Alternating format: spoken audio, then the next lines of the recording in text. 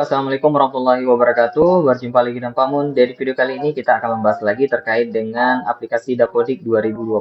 Nah, jadi di video kali ini kita akan membahas ya terkait dengan apa saja pembaruan yang terjadi pada aplikasi Dapodik 2025 dan apa saja dan di mana pembaruan itu berada. Langsung saja Bapak Ibu kita klik ya, kita lihat apa saja pembaruannya. Bapak Ibu bisa baca di berita rilisnya aplikasi Dapodik ya. Jadi Bapak Ibu bisa baca di situ dan ini adalah beberapa hal yang menjadi perubahan di aplikasi Dapodik versi 2025.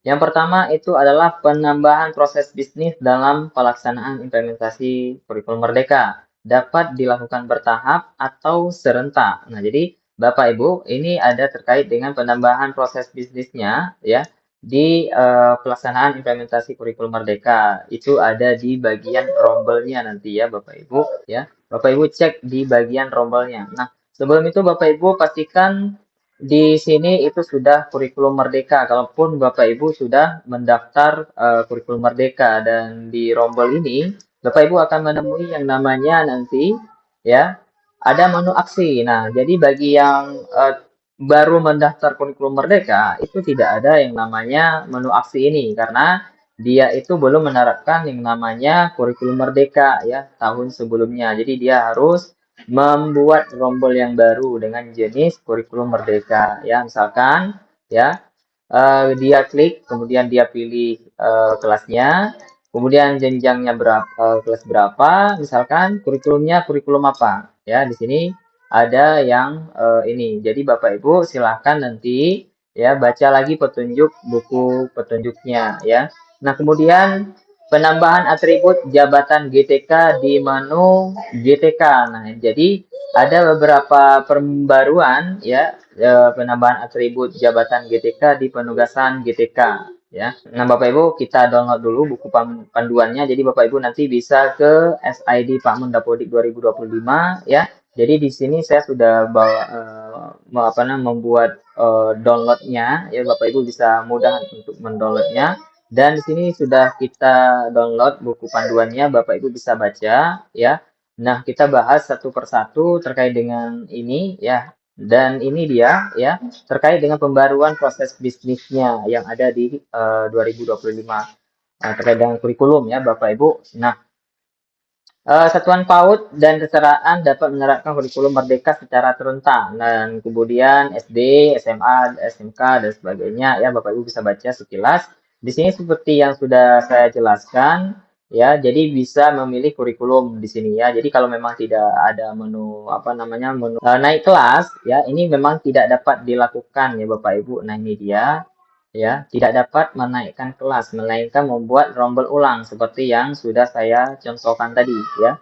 Klik tambah, kemudian buat rombel ulang ya. Rombel yang lama itu dihapus, tapi sebelum hapus Bapak Ibu mengeluarkan dulu yang namanya peserta didik, baru nanti peserta didiknya dimasukkan ke yang baru ya. Jadi Bapak Ibu ketika Bapak Ibu ingin merubah kurikulum yang ada di rombel, itu pastikan dulu bahwa kelasnya itu dibuat dulu seperti ini. Dibuat satu lagi, ya misalkan ini ada K13 atau kurikulum Merdeka.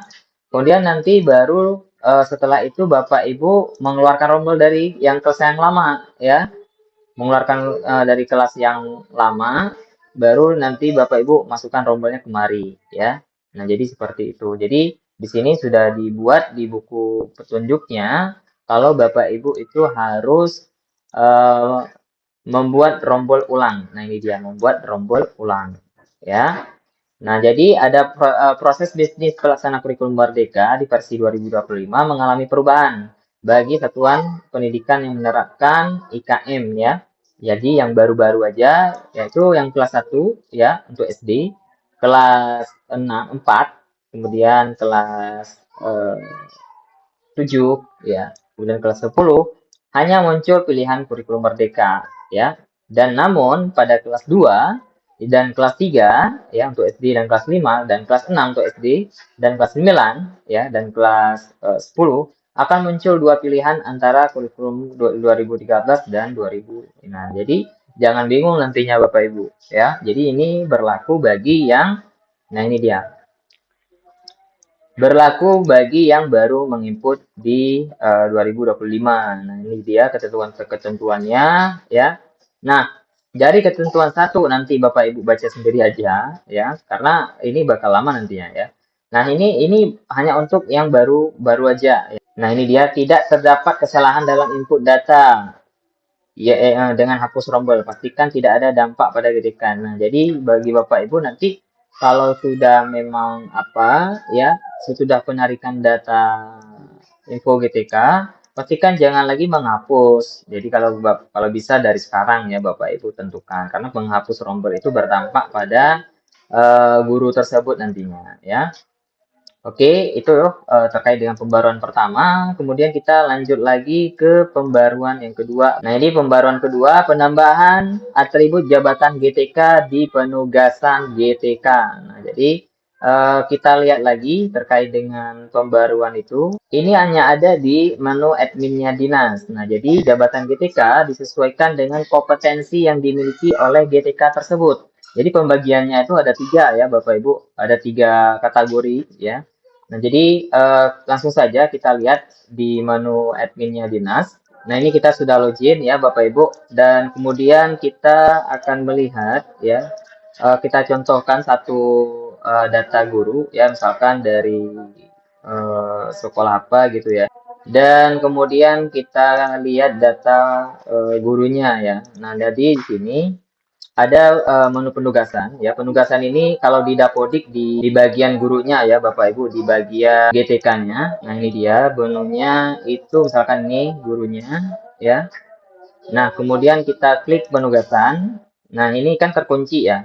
Di sini sudah ada tiga kolom, yang awalnya itu dua kolom sebelumnya di versi 2024. Sekarang itu sudah ada tiga apa satu penambahan guru, yaitu yang pertama jenis PTK kalau dulu ya. Kemudian ini jabatan PTK-nya. Nah, jadi untuk versi 2025 ini ya, di sini ada penambahan menu yaitu jabatan PTK, dan ini terkunci Bapak Ibu. Jadi sekolah tidak bisa hanya admin dinas ya, karena pemetaan dan lainnya itu hanya ada pada admin dinasnya ya. Nah, kemudian Bapak Ibu di bagian ini ya, di bagian penugasan ya, coba kita klik di edit penugasan. Mungkin ini bisa dilihat juga sama admin dinasnya. Nah, di sini ada jabatan PTK. Jadi ada tiga kriteria yang secara umum, yaitu pertama kepala sekolah, guru, pengawas, dan tenaga kependidikan. Misalkan dia adalah perpustakaan, misalkan. Kemudian lain-lainnya di sini. Nah, misalkan ya guru mapel. Nah, jadi di sini sudah ada Bapak Ibu ya, terkait dengan guru-guru apa saja dia di sini. Dan kalau memang dia jenis PTK-nya guru, ya, misalkan jenis PTK-nya guru, maka di sini jabatannya apa gitu, guru apa dia. Dan jadi ada guru bahasa Indonesia, guru. Jadi sebelumnya itu tidak ada Bapak Ibu, cuman dia guru mapel aja gitu ya. Dan jadi mapel apa kita nggak tahu ya. Nah, jadi dengan adanya jabatan PTK ini kita akan tahu dia guru apa. Apakah dia guru bahasa Jepang, bahasa Indonesia, guru IPA, guru IPS, guru matematik ya. Nah, kemudian kita akan tahu ya. Jadi tutor misalkan ya, misalkan di jabatan di sini dia adalah guru. Kemudian jabatan PTK-nya adalah tutor untuk yang apa namanya non formal ya. Nah, jadi seperti itu ya Bapak Ibu terkait dengan menu ini. Jadi ada tiga golongan besar. Yang pertama itu adalah guru ya. Kemudian kepala sekolah, pengawas, kemudian tenaga kependidikan ya. Nah, jadi ada tiga garis besar terkait dengan jenis PT apa jabatan PTK tersebut. Nah, jadi itu pembaruannya. Kemudian kita lanjut penambahan fitur penginputan nomor ijazah ya, dan surat keterangan melek aksara bagi Sukma yang bagi yang sudah lulus. Nah, untuk yang ini ya, yang untuk Sukma ya, itu berlaku bagi yang di paket A ya, ataupun di PKBM lah istilahnya, bagi yang non formal. Dan ijazah ini bagi semua jenjang Bapak Ibu ya, ini wajib ya. Hal ini untuk mendukung terkait dengan administrasi ijazah. Jadi fitur ini hanya ada di PD keluar ya. Nah, ini dia PD keluar di peserta didiknya. Nah, ini di PD di PD keluar ya. Di menu PD keluar, nanti Bapak Ibu akan ada data-data peserta didik yang lulus by system, otomatis by system bagi dia yang berada di rombel kelas 3 kemarin. Nah, bagaimana cara menginputnya Pak Mun? Caranya klik aja di bagian pensil ini ya. Klik aja tambah, kemudian nanti pilih ya ijazah apa, nomornya berapa sesuai nomor ijazah. Nanti kita akan bahas satu video terkait dengan nomor ijazah apa tentang teknis ini. Kemudian siapa tangan, namanya siapa? Misalkan namanya nama ibunya misalkan Anita misalkan ataupun Zubaida misalkan ataupun Khatijah misalkan ataupun Aminah ya namanya ataupun Muhammad nama kepala sekolahnya. Kemudian tanggal-tanggal tanda tangan ijazahnya tanggal berapa berdasarkan yang Bapak Ibu tulis ya dan kemudian nanti klik simpan. Nah, jadi kalau Bapak Ibu nggak mengetahui tentang proses ijazah ini, silakan Bapak Ibu klik tanda tanya di bagian ini. Nanti akan dijelaskan. Ya, ada terkait dengan penjelasan kolom. Nah, jadi seperti itu.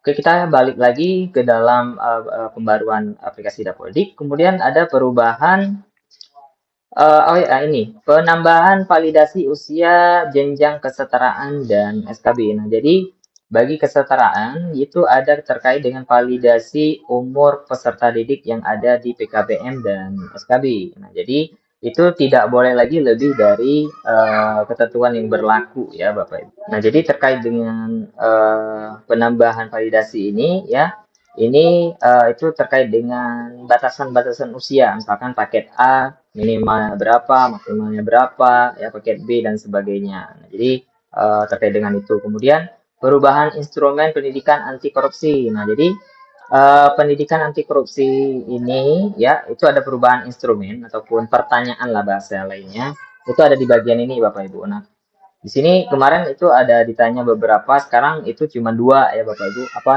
Cuma ada dua opsi di sini ataupun dua pilihan. Yang pertama, ada tidaknya sekolah itu menerapkan terkait dengan pendidikan anti korupsi.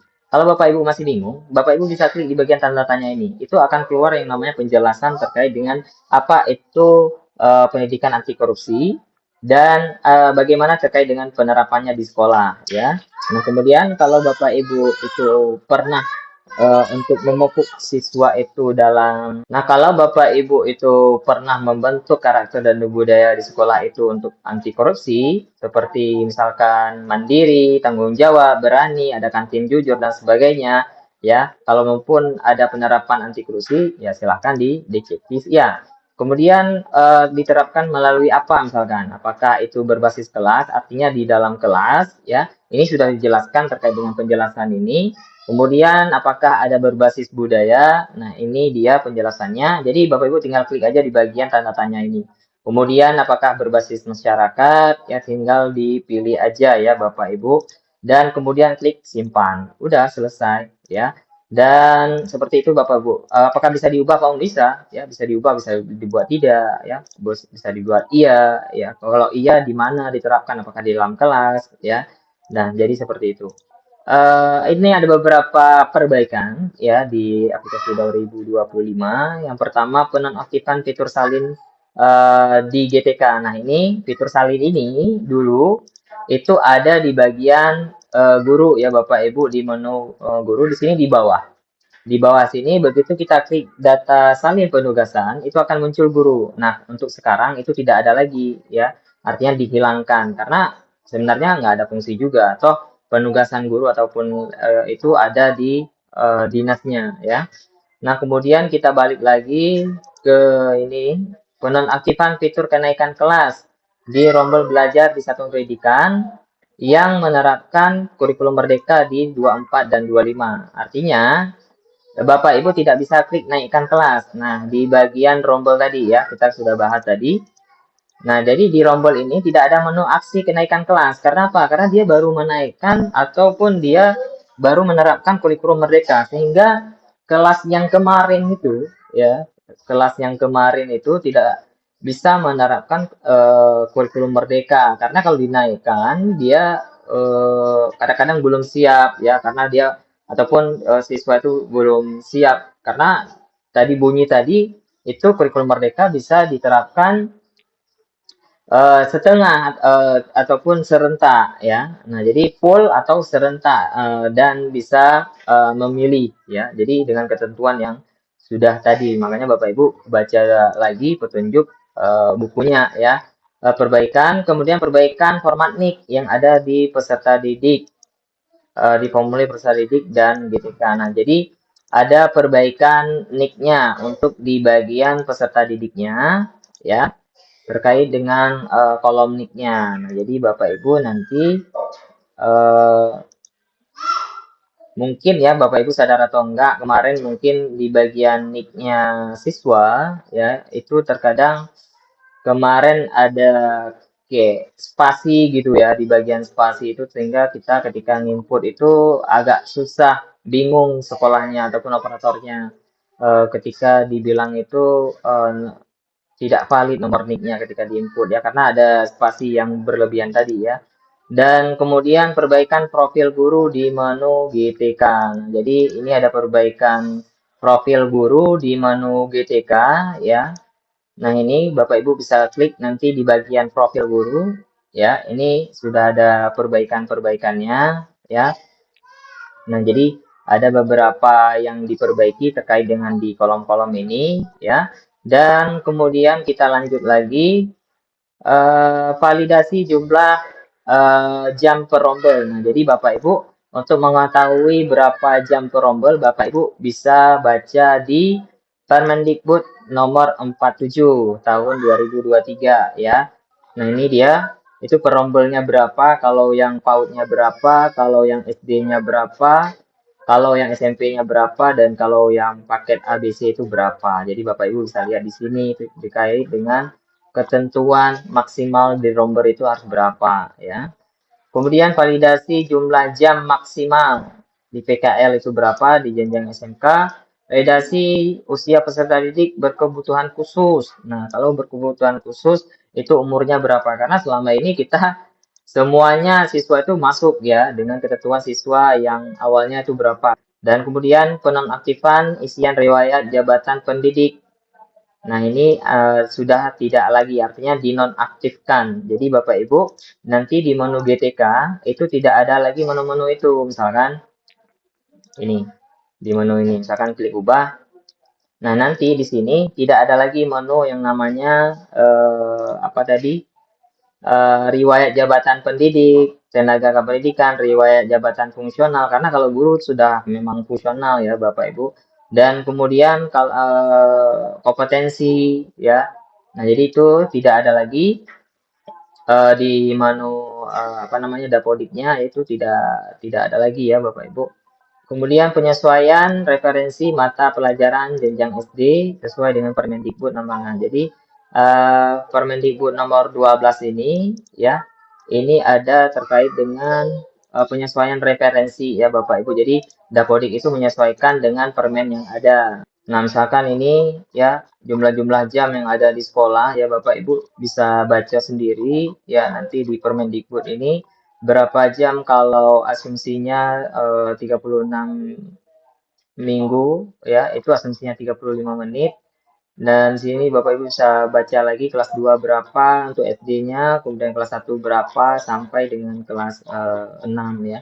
Nah, jadi begitu juga dengan jenjang yang lain bisa Bapak Ibu baca di sini berapa jam mata pelajaran per minggu ya. Jadi seperti itu. Oke, Bapak Ibu, mungkin sudah apa namanya sudah habis saya jelaskan terkait dengan pembaruan ini. Kalau memang ada yang kurang paham dan mudah-mudahan Bapak Ibu paham ya dengan terkait dengan pembaruan dan perbaikan di aplikasi 2025. Nah, jadi sadar tidak ya Bapak Ibu mungkin di bagian rombel itu ada sedikit bug dan mungkin akan dirilis sebentar lagi terkait dengan Dapodik Patch 2025A untuk memperbaiki terkait dengan kendala yang Bapak Ibu alami di rombel ini ya. Baik Bapak Ibu, saya Pak Mundiri. Wassalamualaikum warahmatullahi wabarakatuh. Sampai jumpa di video selanjutnya.